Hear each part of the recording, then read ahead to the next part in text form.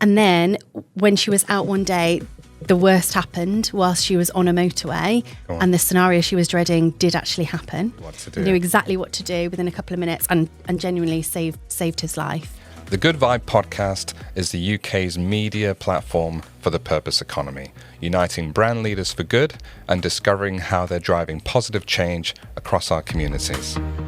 Welcome to the Good Vibe podcast. With me today, we have Abby Gilding from WellChild. Hi, Abby. How are you? Hi, very well, thank you. Nice to be here. It's an absolute pleasure to have you.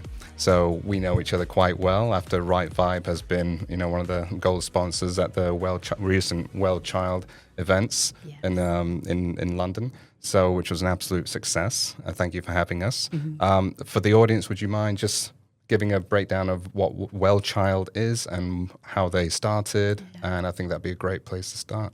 Absolutely. So WellChild is a national children's charity, and we make it possible for children and young people with complex medical needs to thrive at home instead of hospital. And that's through a range of practical and emotional support, through training and information programs. So we do lots of different things. We have our WellChild Nurses that work across the UK. We've got 53 of them, and they're amazing. They're stationed at hospitals all over the UK, and they deliver expert care, really specialist training to our parents, and it helps remove any barriers to enable the children to be home with their families where they can thrive. Beautiful. How was WellChild founded, and how has it evolved since? Yeah, it's changed quite a lot, as charities do over the years. So WellChild started off as a kidney organisation, actually. So we funded a lot of research, and we were quite condition specific. So you still kept the kid part of that then? Yeah, very good, yes. And we've shifted our focus to children with complex medical needs. Mm-hmm. And I appreciate that a lot of people may not come into contact with children with complex medical needs. It's a different world for a lot of people. But essentially what we mean by that cohort are children who've got significant health conditions, often a minimum of 2 significant conditions. And often our cohort don't even have a diagnosis for their condition. So there's no kind of typical child in our cohorts, but they have multiple serious conditions up to about the age of 18, but that is extending now. Is that changing now?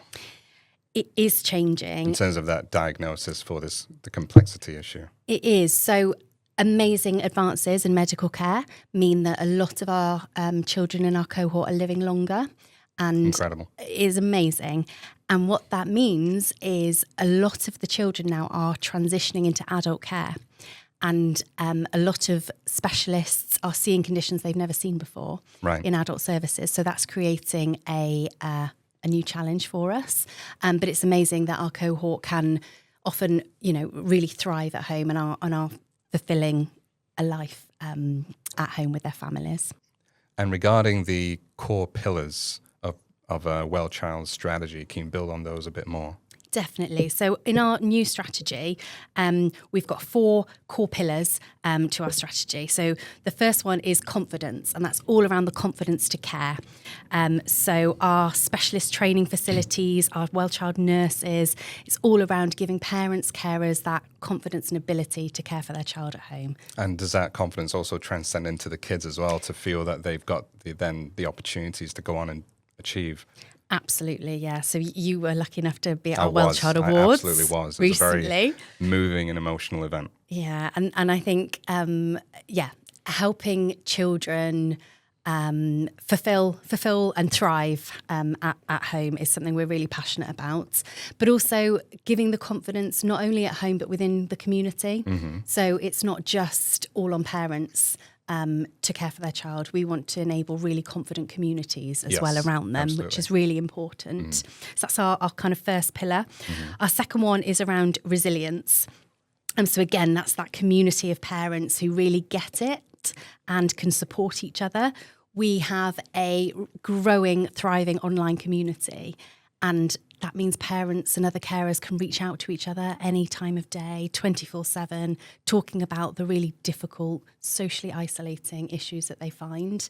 And they can talk to other people that just get it. That makes a huge difference. Absolutely. So just building that resilience within their support system as well. Our next one is in enrichment, really cool pillar.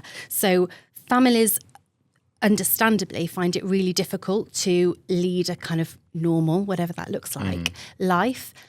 So we try and provide opportunities for them to come together, go on day trips, take part in activities, be a family, and just feel normal somewhere. So just helping enrich their lives in some way.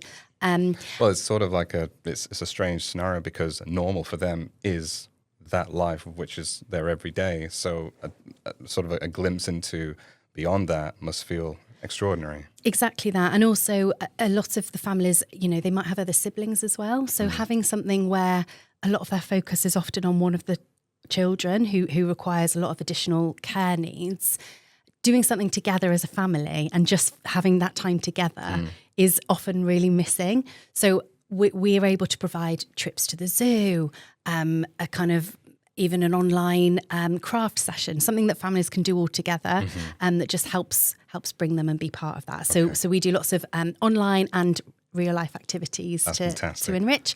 And also our Helping Hands programme, which are garden transformation projects that we work with companies, groups of corporate volunteers, and they come and do over 2 days a transformation to make a garden safe and accessible and a place that a family can be together. Beautiful. Often a lot of families that we work with don't have a safe outdoor space. It might be uneven, so their wheelchair can't get out there. It might not be enclosed or just have anything that their child can engage with. So we run Helping Hands projects that transform those spaces and make a real deep impact for And it's families. more than just have a green area to observe, or you can actually engage with this space. They can get muddy, they can play around, and right? We have a team in-house that go out and do these projects with companies helping, and they will make mud kitchens, they'll make sensory parts of the garden. Can I come? Yeah, absolutely. We always need volunteers. So just making it a safe, enjoyable, sensory space to be. And then the final pillar of our strategy is around recognition. So the WellChild Awards really sing to that. So championing, recognising our families, and giving them a spotlight and a bit of a voice on a national scale. Great. Is there a particular story that stands out to you in the time that you've been with WellChild? There are a few stories. I mean, they're all special. Absolutely. There are several families that stand out. I think one that always resonates with me is Mum Jill and her son Noah. And Noah has a tracheostomy tube, which it stays in his neck to help him breathe. Sure. As well as I think he's also got a tube feed as well in his stomach for food. Okay. He's a lovely little boy. And Jill, when she and her husband had to take him home, obviously very nervous about taking him out of hospital and bringing him home, she was really worried about his tracheostomy falling out, which often happens, especially if you're running around toddler, you've got a plastic tube in your body. I'm worried about my toddler food falling out their mouth or swallowing it while they're running. So if this tube comes out, it means that they've got a very short window to safely get it back in to enable them to breathe. What is that window of time? I'm not sure. Right. I think it varies, but it's not as soon long. As it's out, it's minutes. Like, we've got to move. Yeah, absolutely. So part of our WellChild Nurses' jobs is to train parents to deal with all the medical emergencies that they might have to deal with. Now, Jill was worried that if she was on a motorway in the car and Noah was in the back seat, and if that was to fall out, what would happen when I'm travelling at 70 miles an hour in the car? And can she see him? Or is his seat reversed? In the back seat, I think just in the back seat, and just worried about what would happen if that fell out. Wow. So the nurse said, well, let's try it. And she set out some chairs and said, you pretend to be driving in the front, he'll be driving in the back, and we'll just play out how that would work. So she kind of played out, pulling over, getting into the back seat, helping change his tracheostomy. Then they went out in the car and did it in the car at Tesco somewhere in a car park. And then when she was out one day, the worst happened whilst she was on a motorway, and the scenario she was dreading did actually happen. She managed to pull onto the hard shoulder, do what she needed to do, knew exactly what to do within a couple of minutes, and genuinely saved his life. Wow. And she wouldn't have been able to do that if it wasn't for her WellChild nurse that spent the time with her to go through that and do it, because you don't have time to get to hospital or do anything else. That's an incredible story. How has the landscape of children's healthcare changed in recent years, and how has that impacted WellChild or your specific role? Yeah, so our cohort is growing. There's limited research into our cohort, so we've only got an estimation of around about 100,000 children in the UK and young people with complex medical needs. And due to those advances in science, they are living longer, and there's more pressure, I think, on the NHS to enable that transition into adult care.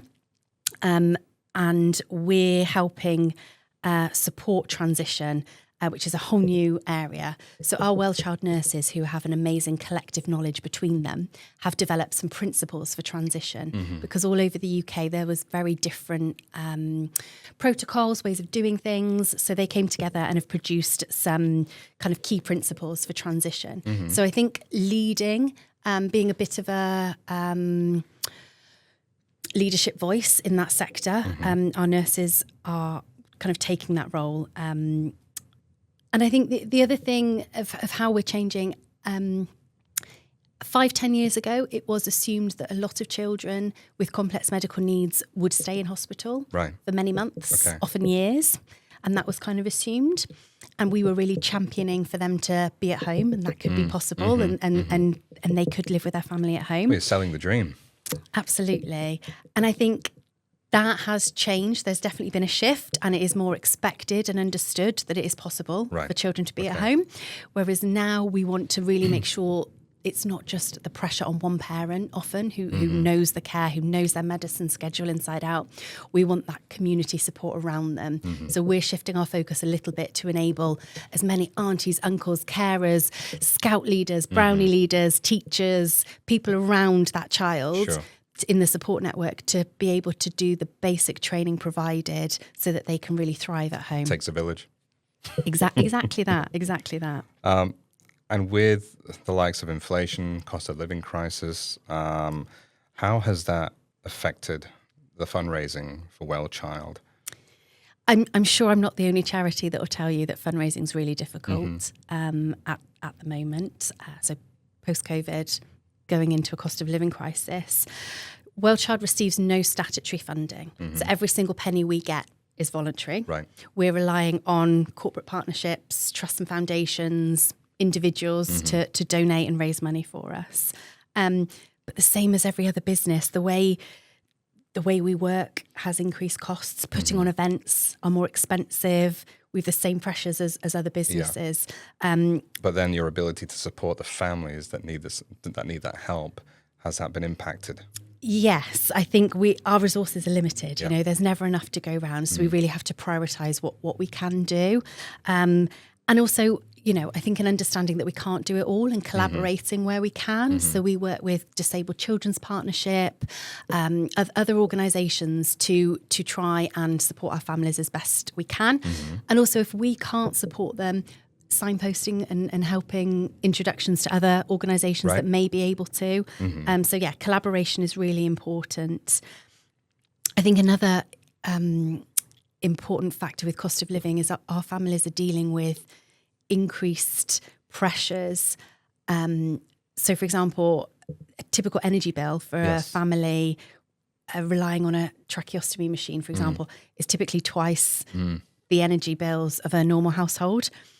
So there are some real pressures to keep up with that. And if a child requires 24/7 care, you know, that means lights are on, kettles being boiled overnight whilst a carer's looking after them. So there's just generally they have a lot higher costs. I think we toyed with this idea. I think we were brainstorming one day. I think when we first met, saying just speak to a solar company and just get them to install solar panels on these houses. Wouldn't that be amazing? Families. Any solar panel companies out there? Get in touch. Get in touch. Yeah, definitely. We have actually in the last couple of years launched a family support worker role within our team, and they help do all the very boring, very tiresome, lengthy paperwork for families to access grants for them that they're entitled to, but there's a lot of hoops to jump through and a lot of things to prove.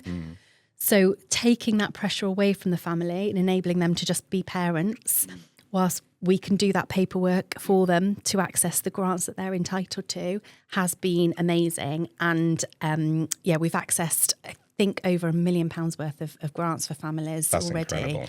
Yeah, so absolutely incredible. I think that was a piece of work that we didn't have anything to do with a few years ago. So there's really been a need for that. So we're kind of small enough to be able to change and focus as to the needs that our families are facing. Looking ahead, building on what you just said, what opportunities do you see to expand WellChild's impact regarding innovation or potential partnerships? Yeah, so I think we want to grow what we're doing, our WellChild Nurse program and our Better at Home training units. Right. We want to grow and do more of those. So we're looking for more funding opportunities to ensure that we are there for all children and families that need us. So growing what we do. In terms of partnerships, I think it's really exciting working with companies such as Right Vibe that really want to champion our cause, give us an awareness and a platform to be able to talk about it and shine a light on it. But also, I think that forward-thinking way of supporting a charity that, the vibes that your customers get and essentially profits from the company are going to the charities, which is brilliant. And it's not relying on, often companies rely on their employees to fundraise, do cake sales, do take on individual challenges. And that's amazing and that's really good. But as we know, people are feeling the pinch all over. Of course. And there are lots of causes that they want to support and be part of. So I think for the company to stand up and put their money where their mouth is, find a charity that aligns with them and support them with their money is incredible. So I think moving forward, be great if we could find more companies that are doing that and acting like that. Brilliant. And giving that visibility to charities to shine a light on us as well. Fabulous. And I'm not sure if we did sort of touch on this already, but the resilience that needs to be in place for WellChild, given all these sort of macro and micro challenges that you're facing or have been facing in recent times. Yeah, I think nothing's certain. I think every year we kind of start from scratch in terms of our fundraising. Our programs, we always want to do more. But we are, as I said, we're small enough to be able to be agile and adjust to the needs of our families. So to move. And also, if something's working, we can spend more time doing that or investing in that or doing more of that project. So I think we've got a national coverage, but we're a relatively small organisation and nimble enough to move as we see fit, like we did in COVID, like we've done in the cost of living crisis, like hopefully we'll do as we grow and can support more families. Of course. And for people listening who want to help and get involved, what do you suggest? Where can they go? What can they do? Well, obviously, we want them to be Right Vibe customers, of course. Got to have the good vibes. Absolutely. So sign up. We have, as many charities do, loads of different ways that people can support us. So one program that's slightly different to other charities, we have multiple international marathons that people can sign up to. So some of your audience, some of your feels customers, like there's a marathon every day. Feels like all over the world. Yeah, but which is great, which is amazing. It's amazing. We're quite lucky that we've got places in a lot of the majors. Yes. So if people are keen runners, we have some awesome opportunities from Tokyo to New York, Chicago, London, Berlin, Sydney. We've also got loads of super halves programs, so all over Europe.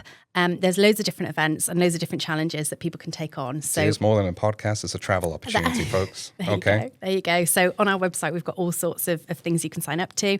I think we're really keen to work with companies as well. Our Helping Hands projects that I mentioned. Yes. We look for companies who have got. We need 15 to 30 employees to take part over the 2 days because it's quite physical. Right.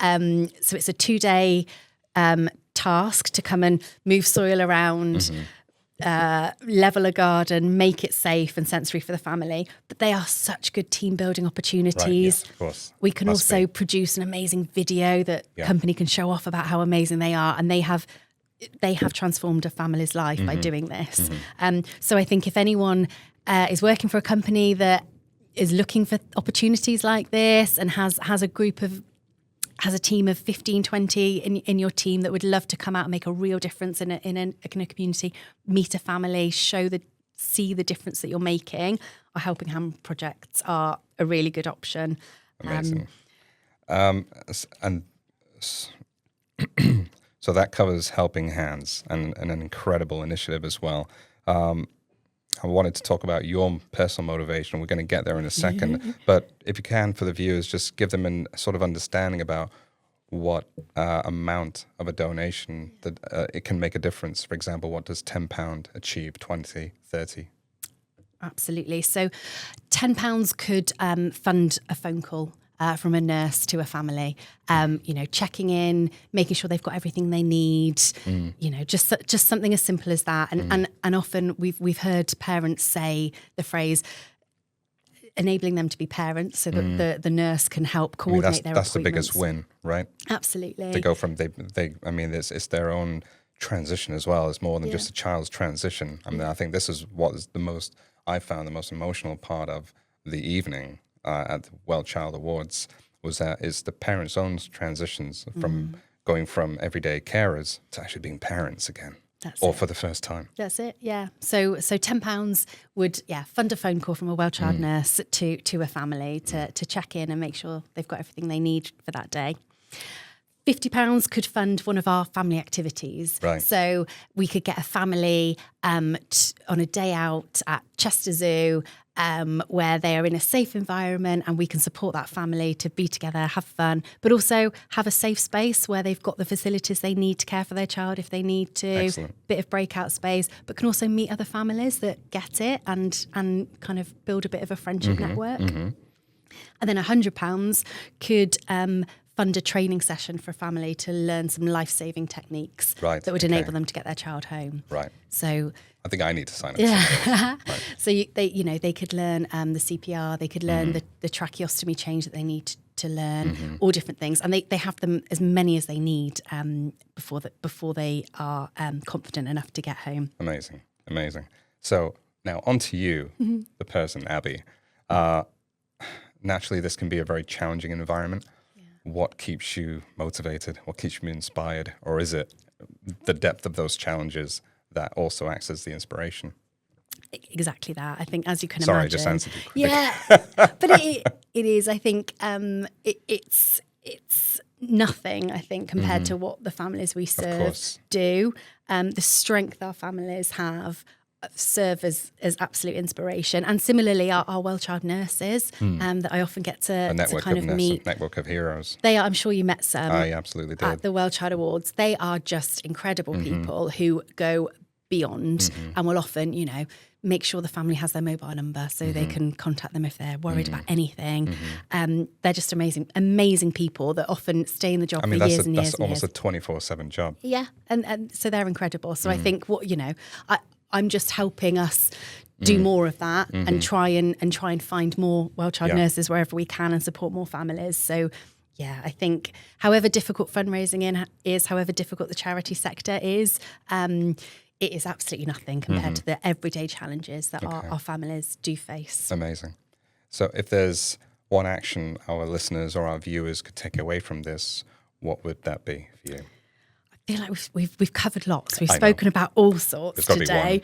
There's got to be one. That's harsh. Yeah, you just go for it. I think many don't know what a life looking after a child with complex medical needs Yes. would be. I think, understandably, I think that's quite hard to relate to. So I think even just being aware that these people are there, often behind closed doors, and living a very different life, often because something really unfortunate has happened to their child, you know, from an accident to a virus to something that's completely changed their life, or from birth.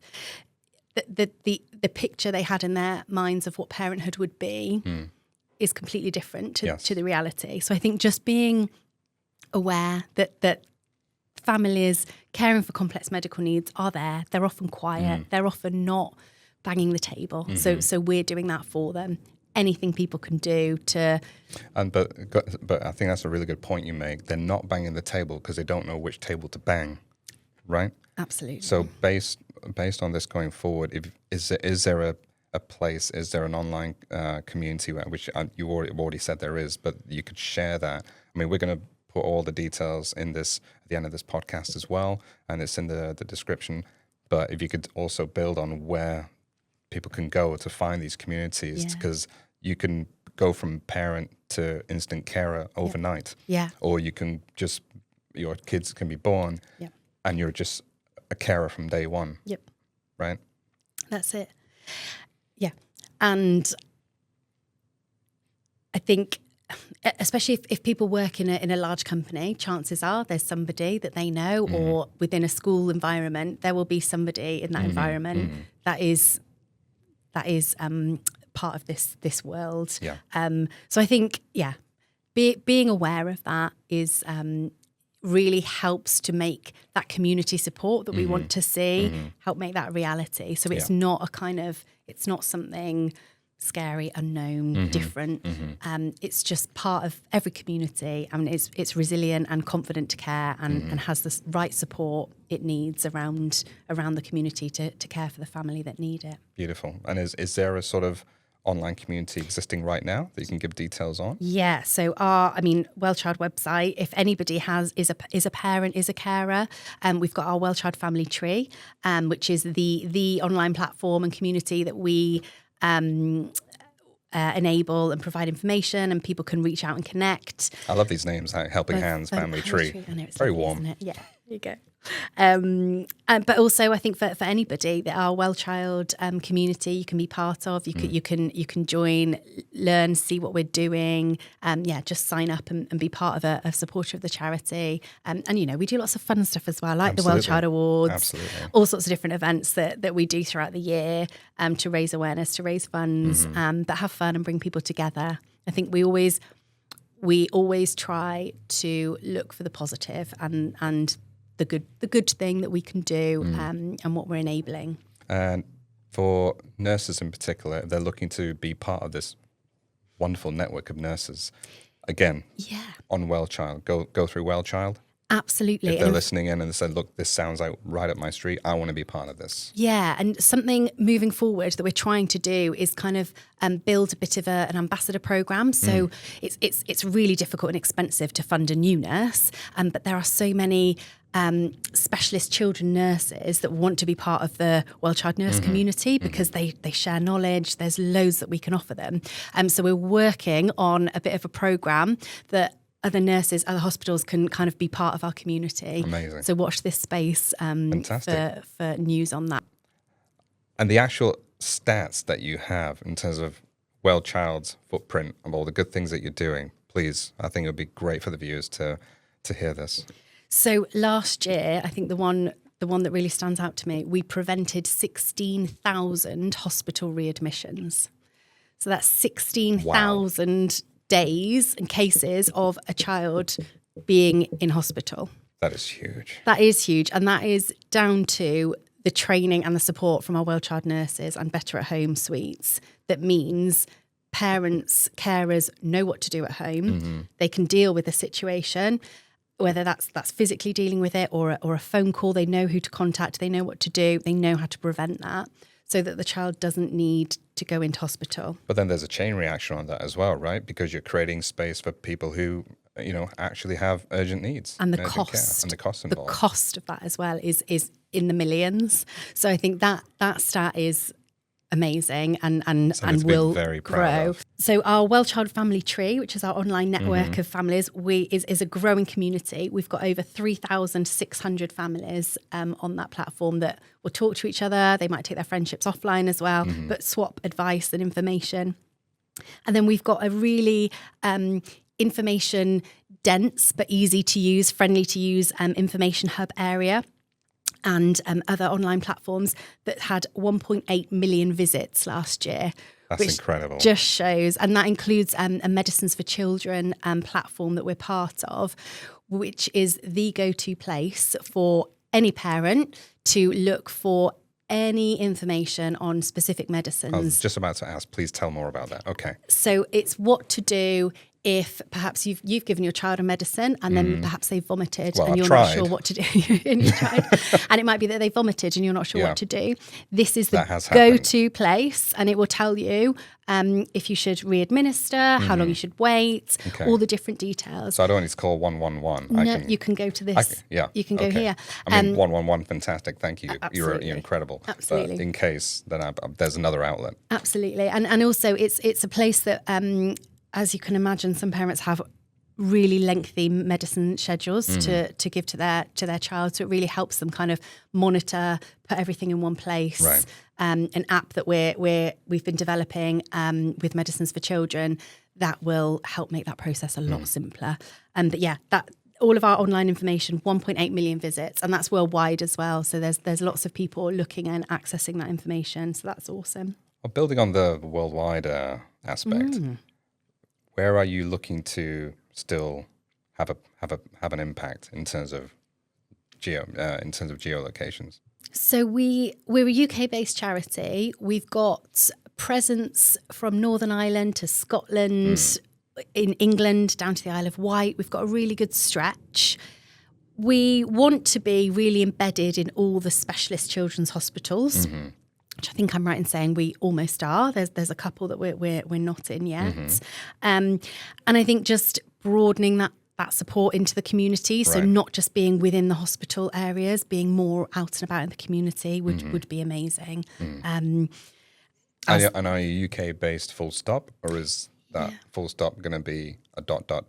Interesting question. I don't know. We are UK based at the moment. I think I'm certainly looking as further afield for funding opportunities, because those come from everywhere. Possibly events and fundraising activities could happen outside of the UK. Absolutely. But yeah, at the moment our projects are very much UK based. But yeah, never say never. Who knows? Never say never. All right, we'll look forward to that. We'll look forward to hearing more. So that wraps up today with WellChild. We'll also be speaking with our other charity partner, St. Giles Animal Welfare. That's coming up soon as well. Thank you all for joining. Thank you for listening to this episode of the Good Vibe podcast. If you would like to find out more about our show or take part, visit thegoodvibe.com. The Good Vibe podcast was created and hosted by Sunny Deo. It was recorded at the Podcast Room in London. Big thank you to our content creator, Sri Anjali Reddy, and our designer, Lee Vidal. This podcast was produced by Ben Phoenix at nexi.tv. This is the Good Vibe Podcast.